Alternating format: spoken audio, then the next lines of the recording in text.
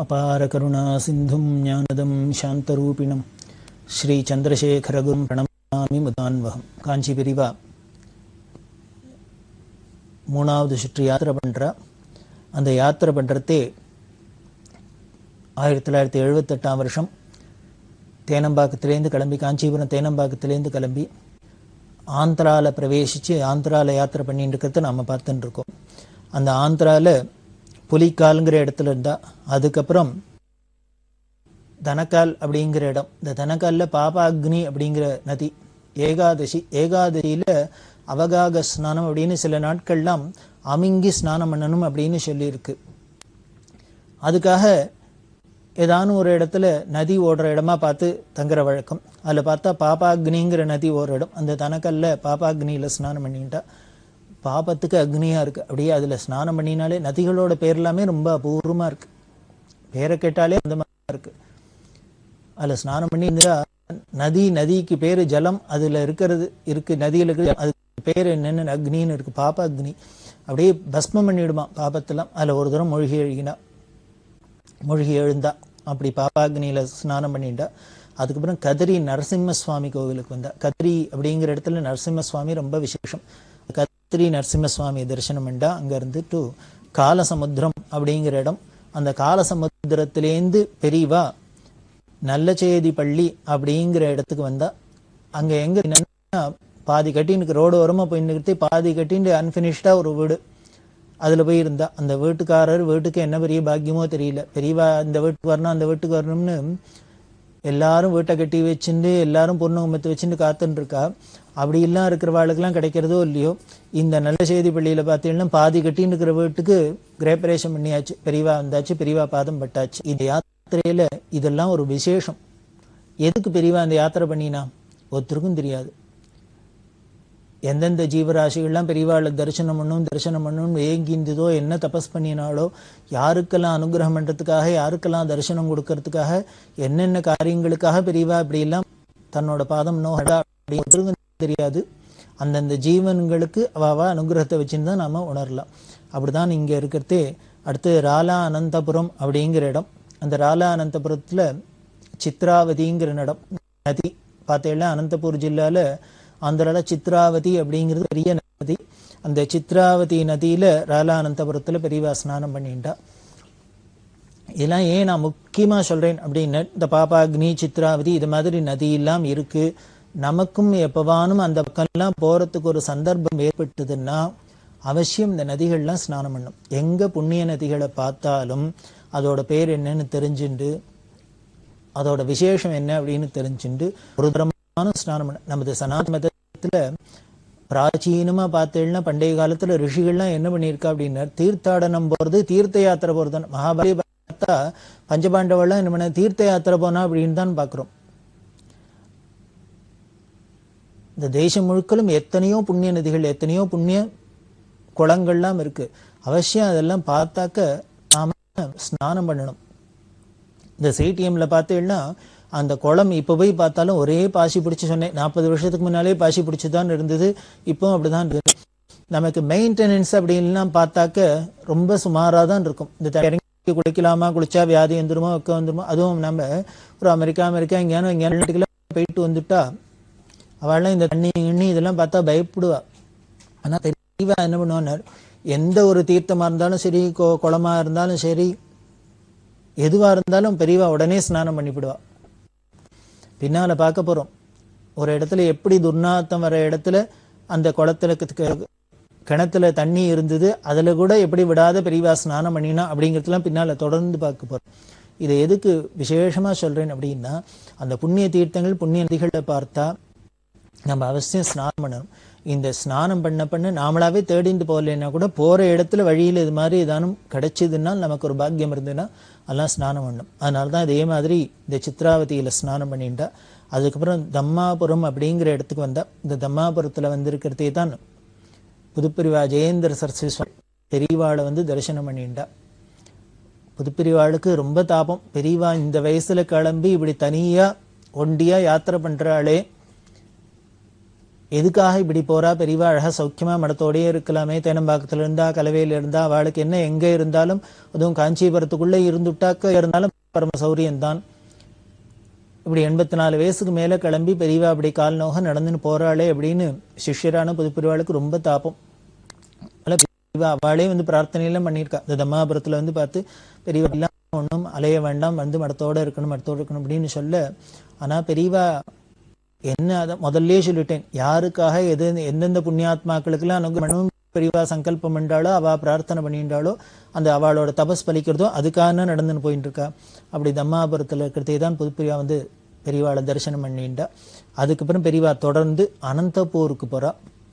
அனந்தபூர்ல சங்கர மடம், இந்த அனந்தபூர்ல சங்கர மடத்துல தங்கியிருந்தா. அதுக்கப்புறம் அனந்தபூர் கேம்ப்லேருந்து தர்மாவரம் அப்படி இடம், அந்த தர்மாவரத்தை முடிச்சுட்டு அங்க ஒரு மாலேனப்பள்ளி அப்படின்னு ஒரு இடம், அதுல சாயப்பா ஃபார்ம் ஹவுஸ் அப்படின்னு ஒன்று, சாயப்பான்னு ஒருத்தர், அவர் அந்த ஊர்ல கர்ணமா இருந்தவர். அந்த பெரிய ஃபேமிலி, அவளுக்கு பெரிய ஃபார்ம் ஹவுஸ் இருக்கு, அதுல பெரியவா தங்கியிருந்தா. இந்த சாயப்பா ஃபேமிலி என்னன்னா, பெரியவா 45 வருஷத்துக்கு முன்னால காசி யாத்திரை பண்ணினா அப்படின்னு பார்த்தோம். அந்த காசி யாத்திரை பண்ணிட்டே சிடிஎம் இந்த இடத்துக்கு வழியால தானே பேருக்கா. அப்படி பேருக்கிட்டு இந்த சாயப்பா அவரோட சம்சாரத்தோட 45 வருஷத்துக்கு முன்னால பெரியவா காசி யாத்திரை பண்றதே பூர்ண கும்பெல்லாம் கொடுத்து பெரியவாளை அங்க கௌரவப்படுத்தி பெரியவாளுக்கு ரிசீவ் பண்ணி எல்லாம் பண்ணியிருக்கார். அவ ஃபேமிலி இல்லாமல் இருக்கு. இப்ப 45 வருஷத்துல திருப்பி அவளுக்கு இன்னொரு சான்ஸ். இப்ப பெரியவா அந்த இடத்துக்கு போனா. அப்படி இருக்கிறதே அந்த ஊர்லேருந்து கிளம்பி போந்தலவாடி அப்படிங்கிற இடம், அங்க போனா. அதுக்கப்புறம் நடுமித்தோலு அப்படிங்கிற இடம், கொண்டாபுரம், இப்படி எல்லாம் ஒரு ஊராதின் பெரியவா தாடிபத்திரிங்கிற இடத்துக்கு வந்தா. இந்த தாடிபத்திரி அநேகமா எல்லாருக்கும் பிரபலமான ஒரு ஊர். இந்த தாடிபத்திரியில பெரியவா இருக்கிறதே அங்க வெங்கடேஷ பெருமாள் கோவில் இருக்கு. அதே மாதிரி புக்க ராமலிங்கேஸ்வரா கோவில் அப்படின்னு ஒன்று இருக்கு. 13ஆம் நூற்றாண்டை சேர்ந்த ஒரு கோவில். இந்த தாடிபத்திரியில இந்த புக்க ராமலிங்கேஸ்வர கோவில் அவசியம் எல்லாரும் பார்க்கணும். ஒரு சில்பக்கலை அதிசயங்கள் அப்படின்னா கொட்டி இருக்கும். அந்த சில்ப அதிசயங்களை பார்த்தா பிரமிச்சு போறாப்புல தான் இருக்கும். பழைய இடிபாடுகளுக்கு உள்ளானதான் இருக்கு, இருந்தா கூட ரொம்ப பிரமாதமா இருக்கும் இந்த புக்க ராமலிங்கேஸ்வர கோவில். இது அந்த ஊர்ல தாடிபத்திரியில இன்னொன்னு வடபெண்ணைங்கிற நதி, பெண்ணைங்கிற நதி ஓடுறது. நாம எல்லாரும் கேள்விப்பட்டிருப்போம். பெண்ணை நதியில 2 பெண்ணை நதி, ஒன்னு வடபெண்ணை தென்பெண்ணை அப்படின்னு. இது நந்தி ஹில்ஸ் அப்படின்னு இருக்கு கர்நாடகத்துல. அந்த நந்தி ஹில்ஸ்லேருந்து உற்பத்தியாகி வருது. நந்தியோட ஒரு மூக்குலேருந்து இடது மூக்குலேருந்து ஒன்று, வலது மூக்குலேருந்து 2 நதி உற்பத்தி ஆகி வருது. அப்படி வர நதி தான் ஒன்று தென்பெண்ணைன்னு பேரு, ஒன்று வடபெண்ணைன்னு பேரு. தென்பெண்ணை அப்படிங்கிறது இங்க தமிழ்நாட்டில் இருக்கு, விழுப்புரம் தாண்டி இருக்கு, பண்ருட்டி கிட்ட இருக்கு அப்படிங்கிறதுலாம் பார்க்குறோம். இந்த வடபெண்ணை நதி தான் இங்க ஓடுறது. இந்த வடபெண்ணை ரொம்ப விசேஷமான பினாக்கினி அப்படின்னு பேர் அதுக்கு. அதை தட்சிண பினாக்கினியும்போம், இந்த வடபெண்ணையை உத்தர பினாக்கினி அப்படின்னு சொல்ற வழக்கம். இந்த உத்தர பினாக்கினி அப்படிங்கிற அந்த நதிக்கரையில தான் இந்த புக்க ராமலிங்கேஸ்வரர் கோவில் இருக்கு. ஒரு கரையில இந்த புக்க ராமலிங்கேஸ்வரர் கோவில், இன்னொரு கரையில வெங்கடேஷ பெருமாள் கோவில். அதுல இந்த தாடிபத்திரியில இருந்தா அந்த கோவில் ரொம்ப விசேஷமா இருக்கு. அது போய் பெரியவா மெனக்கெட்டு பார்க்கணும் அப்படின்னு உலகத்துக்கு காமிக்கணும் அப்படிங்கிறதுக்காக போனாப்புல இருந்து அங்க எல்லாம் இருந்தா. அதுவும் கொண்டபாடு அப்படிங்கிற இடத்துக்கு வந்துட்டு அங்கேருந்து குத்திங்கிற இடத்துக்கு வந்தா. குத்தியில பெரியவா இருந்து திம்மம் செர்லா அப்படிங்கிற இடத்துக்கு வந்தா. இந்த திம்மம் செர்லால ஒரு ஹனுமார் கோவில், அந்த ஹனுமார் கோவில்ல தங்கி இருந்தா. அப்படி இருக்கிறதே இந்த திம்மம் செர்லால இருக்கிறதே பெரியவா கிளம்பிட்டா, யாத்திரை கிளம்பிட்டா. அப்படியே கனமழையான மழை பெய்யறது, கொட்டுறது. கூட இருக்கிறவாள்லாம் போக வேண்டாம் போக வேண்டாம் போக வேண்டாம் அப்படின்னா பெரியவா கேட்கல. கனமழையும் பொருட்படுத்தாத பெரியவானா எப்படி போனான்னு சொட்ட சொட்ட நடைஞ்சுண்டு எல்லாரும் நனைய பெரியவா இந்த திம்மம் செர்லாலேருந்து கிளம்பி குண்டக்கல்லுக்கு வந்தா. குண்டக்கல்ல கன்னிகா பரமேஸ்வரி அப்படிங்கிற கோவில். ரொம்ப சில விஷயங்கள்லாம் அந்த சமயத்துல பார்க்கறதே ரொம்ப மனசுக்கு தாபமா இருக்கும், நமக்கு வேதனையா இருக்கும். ஐயோ, இப்படி இந்த தள்ளாத வயசுல பெரியவா அந்த கரடு அந்த ரோடெல்லாம் பார்த்தேன்னா எப்படி திரும்ப கரடு முரடா இருக்கும். காட்டு பாதையும் மேட்டு பாதையும் இருக்கும், கல்லு முள்ளுமா இருக்கும். அதுல பெரியவா இந்த வயசுல இப்படி கொட்டுற மழையிலையும் நினைஞ்செல்லாம் போனா கூட இருக்கிற வாழ்க்கைலாம் எப்படி இருக்கும்? கண்ணால ரத்தம் தான் வரும். ஆனால் என்ன காரணம் ஏதுன்னு தெரியாது. பெரியவா அப்படிதான் யாத்திரையை தொடர்ந்திருந்தா. அந்த நாட்கள்ல கன்னிகா பரமேஸ்வரி கோவில்ல வந்து தங்கினா. அந்த கன்னிகா பரமேஸ்வரி கோவில்ல தங்கிட்டு இப்படி பண்ற யாத்திரையில சில இடம் கார்த்தால ஒரு இடம், ராத்திரி ஒரு இடம், கார்த்தால ஒரு இடம், ராத்திரி ஒரு இடம், இப்படியும் நடந்திருக்கா. சில ஊர்ல ஏகாதசி அப்படின்னு வந்துருச்சுன்னா அந்த ஏகாதசி அன்னைக்கு அதே இடத்துல இருப்பா. அதுக்கப்புறம் துவாதசி அன்னைக்கு அதே இடத்துல இருந்துட்டு அப்புறம் கிளம்புவா. இப்படி சித்தம்போக்கு சிவம்போக்கு அப்படின்னு இங்க இதுக்கு ஒன்றும் ஸ்பெசிஃபிகேஷன்லாம் கிடையாது. இத்தனை நாள் இருப்பா, இங்க இத்தனை நாள் இருப்பா, இன்னைக்கு யாத்திரை பண்ணுவா, இப்ப யாத்திரை அதெல்லாம் கிடையாது. கார்த்தால பாட்டுக்கு நடந்துட்டு இருப்பா, சாயந்தரம் நடப்பா, ராத்திரி நடப்பா, கார்த்தால நடப்பா, ராத்திரி நடப்பா, சாயந்தரம் அவ தோணினபடி போயிட்டே இருப்பா. எல்லாரும் வேற ஒண்ணுமே சொல்ல முடியாது, பின்னால திறந்து போக வேண்டியதான். இந்த கண்டிஷன்லாம் முன்னாலேயே சொல்லிட்டா. காஞ்சிபுரத்து எல்லையிலேயே கேட்டாச்சு, என்ன ஏது என்னன்னு ஒரு கேள்வியும் கேட்கக்கூடாது, பெசாத கூட நடந்து வரணும் அப்படின்னு. அப்படி குண்டக்கல்லேருந்து கதேகால் அப்படிங்கிற இடத்துக்கு வந்தா.